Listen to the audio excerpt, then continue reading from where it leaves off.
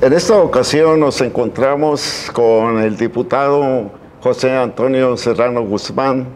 Él forma parte de la 30ª legislatura de Nayarit. Es presidente de la Comisión de Justicia y Derechos Humanos. Es diputado independiente, aunque él ganó la elección por mayoría relativa en el 2011, abanderado por el Partido Acción Nacional, pero después se desligó de la bancada panista. Agradecemos, Toño, que estés esta ocasión con nosotros. No, al contrario, el agradecimiento es mío y muchas gracias. Buenas tardes. Sabemos que tienes en proyecto propuestas para la reforma a la Ley de Deuda Pública. ¿En qué consisten estas? O sea, la intención es evitar el endeudamiento recurrente de los gobiernos municipal y del Estado, maestro, ¿o cuál es el propósito? Sí, efectivamente se está trabajando toda una iniciativa que tiene que ver con la reforma a la Ley de Deuda Pública. ¿Qué tenemos en este momento en Nayarit? Tenemos una legislación que está muy abierta y queda sujeta a la discrecionalidad y al manejo, a la conducta de los gobernantes para donde la quieran hacer. No hay un acotamiento, no hay una frontera en la legislación. Entonces, dado eso, pues ha habido abusos, ha habido conductas, ¿por qué no decirlo?, con mucha irresponsabilidad y frívolas en el manejo de la cosa pública. Y tenemos, por ejemplo, en Nayarit, a voz en este momento del propio Ejecutivo del Estado, que la Hacienda Pública tiene una deuda por más de 10,000 millones de pesos, lo que implica, a la luz del presupuesto que otorga la Federación de Nayarit, tendríamos que dejar de recibir presupuesto por más de 2 años y medio para poder pagar la deuda, pero no tener salud, no tener educación, no tener campo, no tener ningún programa de desarrollo social, etc. Entonces, implicaría cancelar cualquier movimiento del Estado de Nayarit por 2 años y medio. Pero ¿en qué consiste tu proyecto de reformas a la ley? Bueno, en este momento la ley cuenta con 2 tópicos fundamentales que para mí generan la discrecionalidad y el abuso de la conducta de los políticos. Uno, lo que tiene que ver con que no está limitado el porcentaje del endeudamiento a partir de su relación con el presupuesto. Solamente establece el 5%, pero para la deuda de corto plazo, la que no necesita autorización del Congreso, que son 180 días. Ahí el porcentaje es del 5% del presupuesto. Entonces, lo que estamos haciendo nosotros es que la deuda pública a largo plazo, con autorización del Congreso, tenga un tope, tenga una frontera. ¿Qué estamos proponiendo? Que eso no rebase el más del 3% del presupuesto estatal. Esa es una, para acotar la conducta. La otra tiene que ver con la aplicación del empréstito. En este momento, la Ley de Deuda Pública establece que la deuda, lo de la deuda podrá aplicarse a cualquier actividad productiva, y hace una serie de, digamos, de ejemplos, ¿no? Pero, ¿qué se entiende por actividad productiva? Por actividad productiva se puede entender la realización de una calle, la construcción de un estadio, el desbaratamiento de otros, construcciones, etcétera, ¿no? Entonces, ¿qué estamos diciendo nosotros? Que del monto del empréstito sea aplicado exactamente para lo que fue solicitado, que no pueda haber un desvío de ese recurso aduciendo que es actividad productiva, porque si no vamos a caer de nueva cuenta a estos abusos y nadie sabe dónde está el dinero de los 10,000 millones de pesos. Entonces ya Nayarit necesita políticos más responsables, con más conductas de apego a éticas y a morales. Si no lo tienen, pues entonces que la ley los acote, ¿no? El diputado, contempla, por ejemplo, la Ley de Deuda Pública sanción para aquel funcionario, aquel gobernante que desvíe precisamente algún crédito para otros fines, no exactamente para los que fueron solicitados. Sí, tenemos un apartado de sanciones. Es necesario que empecemos a sancionar a los políticos que abusen del poder. Y actualmente la legislación no prevé eso. Entonces, por ejemplo, si acotamos que el empréstito sea aplicado solamente para aquellos objetivos por los cuales fueron solicitados, y si se aplica en otra situación, entonces caería el funcionario en una, digamos, circunstancia de desvío de recursos. Y tendría que aplicarse la ley de responsabilidad de servidores públicos, sanciones pecuniarias, administrativas, incluso penales. Eso es lo que se está planteando en la nueva ley. Bien, vamos a ir a un corte y regresamos.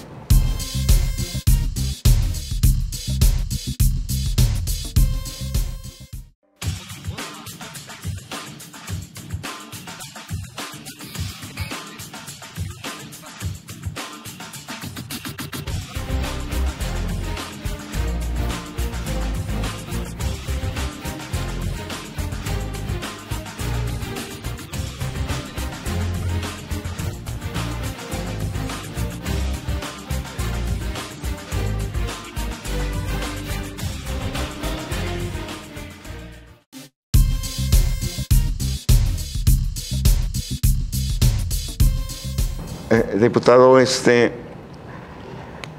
el caso de la deuda pública recurrente, los gobernantes son pésimos administradores del caudal público o caen en corrupción.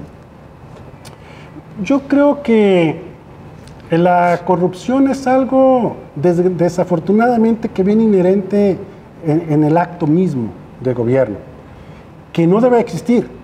Bueno, ese es un deber ser, pero el ser, siempre nos damos cuenta de que existe un acto de corrupción. La situación es que no hemos acotado ese acto de corrupción. Todos lo reconocen que existe. Yo escucho al presidente de la República decir que hay corrupción en el gobierno federal. Escucho a los gobernantes estatales decir que hay corrupción en el gobierno estatal. A los municipios decir que hay corrupción en los municipios. Pero a nadie procesamos por corrupción. Es muy excepcional y eventual. Entonces, si verdaderamente se sabe que existe, pues entonces tenemos que ir a atajar eso. Y la situación es que yo creo que en Nayarit y en nuestros municipios nos falta activar la economía de nuestros potenciales naturales que tenemos. Creo que Nayarit ha ido a partir de una conducta tradicional de la actividad económica, se ha sujetado a que es un estado eminentemente agrícola o ganadero. Y creo que Nayarit tiene otros potenciales naturales de desarrollo que no hemos nosotros potencializado en el nivel que debemos de hacerlo como nayaritas o como sujetos de un municipio, si lo queremos ser locales, pues, ¿no? Pero ahí está una de las cosas. Y los administradores de los municipios y del Estado se han ido a vivir de la administración pública, del presupuesto, de los impuestos, etcétera, pero no hemos activado la economía a partir de la productividad de nuestros potenciales naturales que tenemos en Nayarit. En consecuencia, la crisis financiera de los ayuntamientos, por ejemplo, es recurrente. Quien llega a presidente del ayuntamiento deberá de aquí en adelante tener mucha imaginación, maestro, para producir dinero como Sí, definitivamente. No hay de otra. Y mira, ¿cómo participa la federación con los municipios? Participa a partir de los múltiplos de los impuestos, son dos: agua potable y predial. Esos se convierten en el múltiplo para la participación federal. Pero si nosotros en los municipios, y eso habrá que decirlo con toda claridad de frente a los ciudadanos, nosotros estamos diciendo, condonamos el agua, o nos hacemos que no vemos quién paga o quién no paga, y condonamos el impuesto predial, o nos hacemos también como que no vemos quién paga y quién sí paga. Entonces, eso no nos ha permitido atraer más inversión federal, más a partir de los presupuestos y los subsidios, porque no tenemos un múltiplo. ¿Por qué quieren que multipliquemos la participación federal? ¿Por 0 o por el 100% de los impuestos que tenemos que cobrar? A partir de estos dos rubros. Podemos relajar, digamos, el bienestar social a partir de otros tipos de impuestos, pero de estos no. Y nuestros presidentes municipales han hecho caso omiso a esta situación de que no condonen, de que sean inflexibles a partir del predial y del agua, porque eso se convierte en múltiplo para la participación federal. Si los políticos no hacemos una comunicación fluida y de entendimiento con los ciudadanos para decir qué es lo que no se puede y qué es lo que sí podemos, va a ser muy complicado que hagamos equipo los ciudadanos y el gobierno. Es que en los últimos tiempos se ha visto que por ejemplo, los gobernantes, sean estos del Estado o de los municipios, llegan al cargo, pero con la idea de resolver económicamente problemas personales o a veces de proyección política para alcanzar otro puesto, ¿no es así? Yo creo que llegan con la idea de que el puesto es trampolín para otro, ¿no? Resolver el problema económico en términos de juaristas, pues solamente tendrían que recibir la justa remuneración por las actividades, ¿no? Pero sí se llega con la idea, al menos eso es lo que históricamente hemos visto de los políticos, sí se llega con la idea de que esto me va a permitir ser después de aquello, y luego de aquello me va a permitir crecer más. Yo creo que en términos de crecimiento político, el pueblo debe empezar a ver o a juzgar o a calificar a sus gobernantes a partir de los hechos y los resultados objetivos y no a partir de situaciones propagandísticas, de mercadotecnia política, de imagen política, de difusión de medios, sino a partir de resultados donde atiendan la problemática social y resuelvan la problemática social. Entonces, al menos yo fui acuñado a la antigua, pues, ¿no? O sea, los viejitos ya somos acostumbrados a la antigua y poco entendemos también de que es el mercado el que debe de prevalecer en la política. Yo he dicho, cuando se inventaron los mercadólogos, se acabaron los ideólogos. Y el acto de gobierno debe de tener hombres de macicez ideológica. ¿Qué es en lo que ellos creen para poder calificarlos? ¿Creen en la escuela pública? ¿Creen en la salud pública? ¿Creen en el desarrollo del campo? ¿Creen en los programas sociales? Etcétera. A partir de ahí vamos a ver cómo se trabaja. Entonces, cuando se califica a partir de una obra de teatro, de una obra telenovesca, entonces no estamos pues en la dinámica los ciudadanos de entender y de exigir a nuestros políticos. Nuestros políticos no pueden ser hombres de paja, no pueden estar huecos por dentro. Deben de tener posición de formación ideológica, de creencia, para que nosotros podamos entender qué es lo que hacen y qué es lo que dejan de hacer. Y yo, se lo digo de frente a la ciudadanía, yo veo que los jóvenes políticos no están asumiendo un papel de riqueza ideológica y de creencia histórica. Están a ver qué sale, a ver cómo veo mejor, quién me maquilla más, cómo es la pose, y eso genera el dinero y ahí se va el dinero, ¿sí? Y donde se debe de aplicar el dinero no se aplica. Claro, hay cosas que hacen los políticos de largo plazo que no se notan y que están ahí, pero que la ciudadanía sí califica, califica muy bien.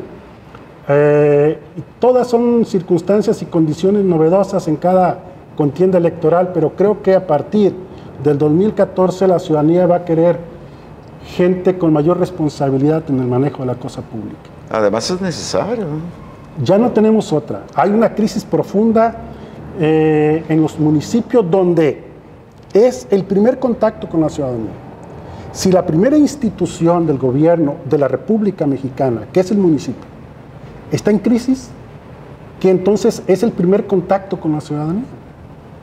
Y la ciudadanía va a tener un conflicto con sus instituciones, porque su primera institución, donde ella resuelve su primer problema, el problema primigenio, ese no lo va a resolver. Entonces va a tener un problema de concepción institucional, de crisis institucional.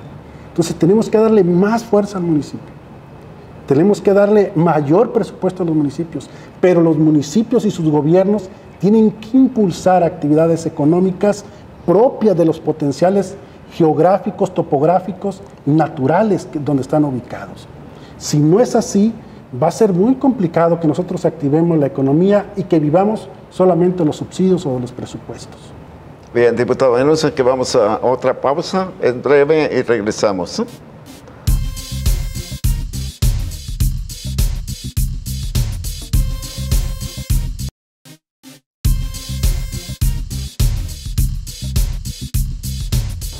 Diputado José Antonio Serrano, tú señalas que hubo frivolidad en la forma de gobernar del gobernador anterior, del gobierno anterior, y que se permitieron muchas flexibilidades en el manejo económico. ¿Puedes explicar cuál es la situación? Sí, yo creo, mira, si nos vamos al origen del sexenio, es un sexenio que recibe un gobierno con una deuda de, digamos, 200 o 250 millones de pesos.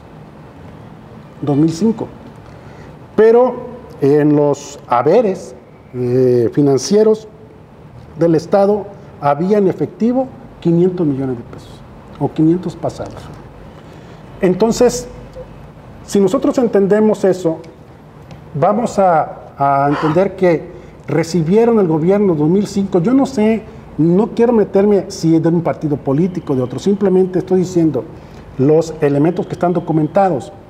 Si recibió un gobierno con 200 millones de pesos de deuda, pero recibe en efectivo 500 millones de pesos en los bancos, entonces recibió un gobierno con un superávit de 300 millones de pesos. Es decir, podía pagar y quedarse con 300 millones de pesos. Y luego, a 6 años después, entrega una administración con una deuda de 10,000 millones de pesos. ¿Qué pasa? Volteamos a decir, a ver, ¿dónde se invirtieron los 10,000 millones de pesos? ¿Hubo canalización en el campo? No la hubo. Y hay antecedentes que 2,500 millones fueron para canalización. ¿Tenemos desarrollo de carreteras? No tenemos. ¿Tenemos infraestructura urbana? No tenemos. Ni siquiera sanearon el río Mololoa, que tanto lo cacaraquearon. ¿Qué pasó? Hubo un relajamiento de la conducta política, administrativa, financiera del gobernante en turno. Y eso relajó toda la estructura del gobierno y relajó los municipios. No hubo control. La cabeza empezó a tener problemas. Y yo lo he dicho, una conducta de frivolidad en la administración de la cosa pública. Hubo conducta de irresponsabilidad en la administración de la cosa pública. No nos podemos engañar, no se trata de partidos, se trata de los ciudadanos. Cada ciudadano de Nayarit, si somos 1 millón, debemos 10,000 pesos. O sea, tú y yo, nuestros compañeros, deben 10,000 pesos. Los que van a nacer deben 10,000 pesos. El problema es que ¿dónde está? Si nosotros hubiéramos visto o estuviéramos usufructuando o beneficiándonos, por ejemplo, de la canalización del campo de Nayarit, pues a lo mejor tendríamos 2 o 3 producciones al año y quizás de ahí pagáramos. Y volvemos al concepto de las actividades productivas. Todas las deudas deben ser actividades productivas. ¿Para qué? Pues una lógica, para que la producción pueda pagar lo que se pide prestado. Entonces, si no hay eso, pues es irresponsable, es frívolo y nadie debe de molestarse por eso. Al contrario, tenemos que decir, si estamos enfermos de algo para poder atendernos. Nosotros estamos diciendo, estamos enfermos de 2 cosas. Una, de la deuda pública. Debemos más de 10,000 millones de pesos a voz del gobernador actual. Y 2, tenemos que resolver en la ley las situaciones de la tentación de la frivolidad y de la irresponsabilidad en el manejo de la hacienda pública, porque es afectación a todos los ciudadanos. ¿Para qué? Para que ningún gobernante pueda ya tener esa tentación. Y hay que decirlo también con mucha claridad. El Ejecutivo pudo haber pedido 20,000, pero quien la autorizó fue el Congreso del Estado. Entonces, nuestros diputados salientes tienen mucha responsabilidad en la autorización de los empréstitos del Estado de Nayarit. Y nuestro órgano de fiscalización tiene muchísima responsabilidad en la ejecución del gasto. Porque los diputados aprobaron a lo que le mandó de la solicitud de deuda pública, pero hay un organismo del propio Poder Legislativo que vigila la aplicación. Entonces, no es posible que nadie encuentre una responsabilidad en el manejo, que se finquen responsabilidades de 10,000 millones de pesos. Fíjate, yo lo he dicho, pues hay que contratarlo como mago, ¿verdad? Desapareció 10,000 millones de pesos en 6 años y todo el mundo está en silencio. Y pareciera que el único que denuncia, también hay que decirlo, es el propio gobernador. O sea, el propio gobernador está denunciando cada intervención de él pública, denuncia, exige. Y los diputados, que somos nosotros, pareciéramos que no escuchamos la denuncia del gobernador. El gobernador no va nunca a ser responsable de la fiscalización del gasto. Esa es una función del Poder Legislativo. Y los diputados pareciera que no escucháramos más al Ejecutivo. Dice, es una lápida que traigo cargado, son 10,000 millones de pesos, no tengo dinero, nos dejaron con las cuentas vacías, nos dejaron endeudados. Y los diputados de la 30ª legislatura pareciéramos que no escucháramos. Esa es una situación de corresponsabilidad en el gobierno. No lo digo yo, pues ahí están los testimonios escritos y en audios, y en cualquier medio de comunicación pueden encontrar las declaraciones del gobernador, y también van a encontrar la actitud silente del legislativo. O sea, y esa es una autocrítica. Yo soy del Poder Legislativo, pero eso no quiere decir que no tenga responsabilidad, cuando menos silente, de la denuncia del Ejecutivo. Bien, vamos a hacer otra pausa para regresar enseguida, diputado.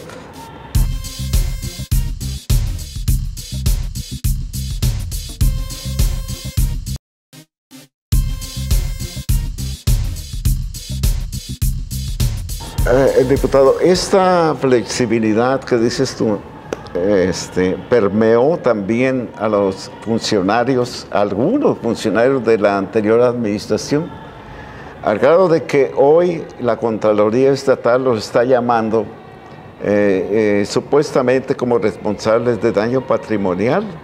Entonces, el relajamiento también se fue hasta allá, ¿no? Entonces, sí, el funcionario. Sí, se relajó la cabeza, se relajó todo el cuerpo. Ajá. Todo el cuerpo se relajó. ¿Cómo ves la actitud esa de la Contraloría Estatal que llame ahora al funcionario? Yo creo que la Contraloría del Estado, a partir de una autoridad administrativa, pues tendrá que fincar esas responsabilidades y que investigar, que auditar. Pero quien puede solicitarles los ejercicios de sanciones a otros niveles es el órgano de fiscalización del propio Poder Legislativo. Y la verdad, nosotros no le vemos muchas ganas. No le vemos muchas ganas. Ha comparecido algunos momentos ante el Poder Legislativo, ante comisiones, y bueno, trata siempre de justificar, ¿no? O sea, hay una deuda, por ejemplo, con la Universidad Autónoma de Nayarit, que en el 2011 nos agarra ya septiembre, octubre, noviembre. Y cuando rinde el informe, curiosamente solamente lo rinde no de esos meses, desde esos meses para atrás. Entonces, a la pregunta expresa de su servidor, le pregunté al responsable del órgano de que por qué no había auditado eso. Y dice, es que eso eran... Y yo le dije, ¿me vas a decir que son aleatorios? Y dijo, sí, fueron pruebas aleatorias. Pero curiosamente no agarró de eso donde había el desfalco, ¿no? Y la deuda pública de Nayarit es deuda bancaria. La deuda que le agarraron a los presupuestos corrientes de las instituciones y dependencias y la deuda a proveedores. A la Universidad Autónoma de Nayarit le agarraron más de 200 millones de pesos de gasto corriente. Y la universidad no pudo establecer los programas y las infraestructuras y los programas académicos suficientes como para soportar la demanda de los jóvenes de Nayarit. Y ustedes fueron testigos, todos fuimos testigos del enorme número de jóvenes que quedaron fuera de la universidad. Pero la universidad en este momento no tiene capacidad económica para haber generado un solo espacio más para un joven. ¿Por qué? Porque nunca se le entregó el dinero que tenía que ser entregado. Por eso es irresponsable. O sea, no es posible que se juegue con el futuro de los jóvenes. O sea, es irresponsable porque no es posible que la institución que es patrimonio de los nayaritas como la universidad esté en este momento endeudado porque un señor se le antojó no entregar el presupuesto que el legislativo le había aprobado a la universidad. Entonces, no sé, o sea, ¿cómo quieren que les llamemos para que no se molesten, pues, ¿no? Oye, diputado, tú sostienes que hay crisis institucional porque no hay dinero. ¿Sí? El dinero se está canalizando al pago de la deuda. Por eso es la crisis institucional. Sí, definitivamente. Mira, se nos dice que el servicio de la deuda acumulado es del 9%, algunos dicen que es del 10%. Digamos que es del 10%, aunque podamos reconocer que puede ser del 9 o puede ser del 11. Bueno, pongámonos en el medio, 10%. A 10,000 millones estaríamos pagando 1,000 millones al año. ¿De dónde? Si una vez que distribuimos el gasto público solamente quedan 200, casi 300 millones de pesos, que es con lo cual el Ejecutivo le hace frente a todas las responsabilidades que tiene como poder. ¿Sí? Le tenemos que quitarle al Ejecutivo, inmovilizarlo, que no se mueva el Ejecutivo. Quitarle 300 y nos faltarían 700. Entonces, ¿cómo vamos a planear el desarrollo de Nayarit si no tenemos más que deuda? ¿Cómo vamos a planear el crecimiento de Nayarit si debemos solamente para pagos de intereses, ya debemos 700 millones de pesos porque nada más tenemos capacidad de tener 300? ¿Cómo se le llama a eso? Cuando los hombres del campo están esperando créditos, están esperando manejo para las siembras, para adquisición de semillas, para trabajos previos, y las tierras están pasándose. ¿Cómo le llamamos a eso? ¿Cómo le llamamos al ganadero que no tuvo capacidad para enfrentar enfermedades de su ganado por falta de dinero? ¿Cómo le llamamos a la supresión de los sistemas de becas, por ejemplo, para los niños o los jóvenes universitarios, por falta de capacidad económica? Y que hubo mucha deserción porque no se suspendió el sistema de becas. Y arrojamos a la calle a los jóvenes de Nayarit. ¿Cómo se le llama a eso? Entonces, ese es lo que nosotros estamos viviendo y no estamos generando ficticios ni grillas contra nadie. Simplemente estamos planteando un sistema de diagnóstico que ahí está.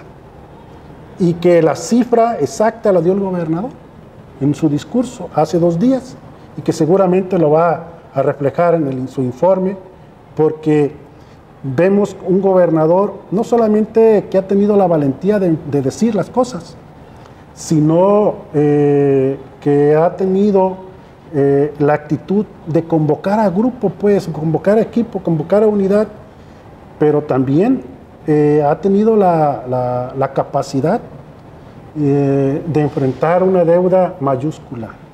Él dice que trae una losa de pípila. Yo digo, no, pues trae la montaña de la Sierra Madre Occidental en la espalda del gobernador. Muchos dicen, Oscar, dicen, Roberto Sandoval, su gran mérito es regresar la seguridad y la paz a Nayarit. Yo digo, sí, es un gran mérito, pero no es el gran mérito de Roberto Sandoval. El gran mérito de Roberto Sandoval en este año es que las instituciones no se le hayan caído a partir de la gran deuda que se la heredaron. ¿Cómo le hizo? Yo no sé cómo le haya hecho, ojalá y nos diga cómo le hizo, para que las instituciones públicas no se le cayeran. Ese es el gran logro de este año de Roberto Sandoval. Ojalá y sus asesores entiendan eso. Sí es importante la seguridad y la paz, claro, pero el gran logro es que las instituciones sigan de pie con esta gran deuda que tiene Nayarit. Diputado, hablando de endeudamiento, ¿qué ha pasado con la solicitud de juicio político al anterior gobernador de Nayarit, Nay González? Parece ser que está atorada esta solicitud ahí en tu comisión legislativa, la que presides. ¿O qué es lo que ha pasado? Mira, nosotros como Comisión de Justicia y Derechos Humanos somos la primera instancia para conocer de la solicitud de juicio político. Nosotros estamos esperando que llegue. No ha llegado entonces. Bien, finalmente, diputado Serrano,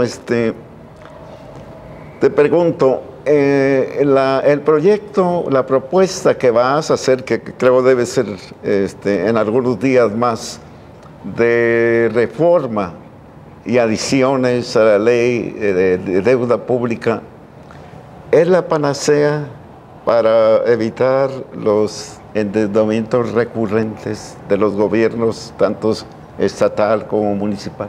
No deja de ser un simple instrumento de acotamiento. La verdad es que la deuda pública de Nayarit se establece en dos apartados. Una, la deuda directa, que es esta de la que hemos estado hablando, y hay otra deuda que se le llama deuda contingente, que es a partir de las obligaciones propias del Estado. Te doy un ejemplo: jubilaciones laborales.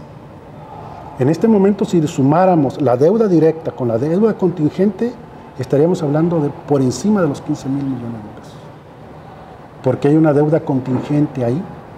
Es decir, ¿cuánto se le debe a los jubilados? ¿Cómo vamos a atacar el problema de los jubilados? Con la dinámica de la jubilación, ¿cuántos van a ser en las proyecciones futuras? Estamos hablando de... Para el término del sexenio, ¿cuántos jubilados va a haber? ¿Cuándo va a ser la nómina? ¿Cuánto se le va a pagar? Entonces, y estamos hablando de burócratas y estamos hablando de maestros. Entonces, hay una deuda contingente que da un golpe de timón y eleva el índice a grandes escalas.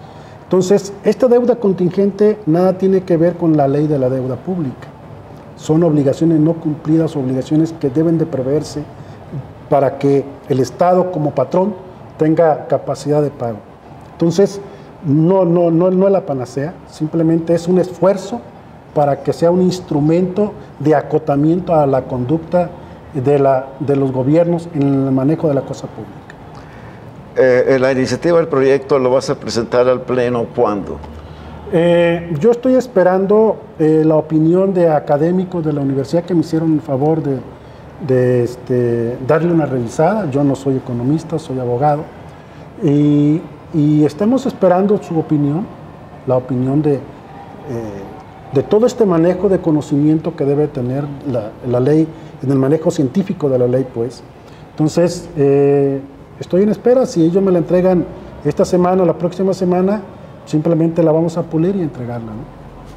Muy bien, diputado, te agradecemos que hayas estado con nosotros para darnos este tipo de opiniones.